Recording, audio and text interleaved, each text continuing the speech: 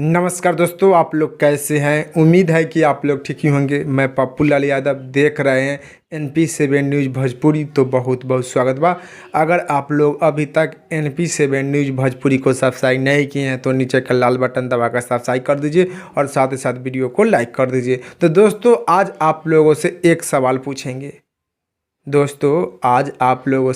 सवाल पूछेंगे कि भोजपुरी इंडस्ट्री के बादशाह पवन सिंह है या खेसारी लाल यादव जी। भोजपुरी इंडस्ट्री के बादशाह पवन सिंह है या खेसारी लाल यादव जी। आप लोग सोच समझकर जरूर नीचे कमेंट बॉक्स में बताइएगा। काहे कि मेरे अनुसार भोजपुरी इंडस्ट्री के बादशाह खेसारी लाल यादव जी हैं।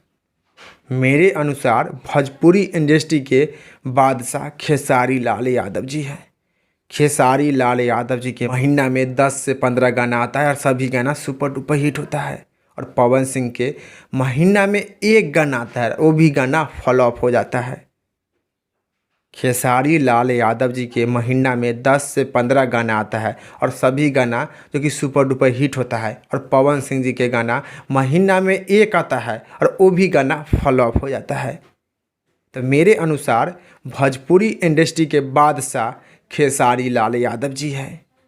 खेसारी लाल यादव जी के गाना अभी फ़िलहाल में कोको कोला सभी जगह डीजे पर बजता है और पवन सिंह के गाना एक भी गाना डीजे पर नहीं बजता है।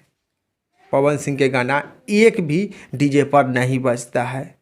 तो भोजपुरी इंडस्ट्री के बादशाह मेरे अनुसार खेसारी लाल यादव जी हैं। तो आप लोग भोजपुरी इंडस्ट्री के बादशाह किसे मानते हैं? अपना राय और विचार नीचे जरूर कमेंट बॉक्स में बताइएगा। फिलहाल में इतने, फिर से मिलेंगे अगले वीडियो में। जय हिंद, जय भोजपुरी।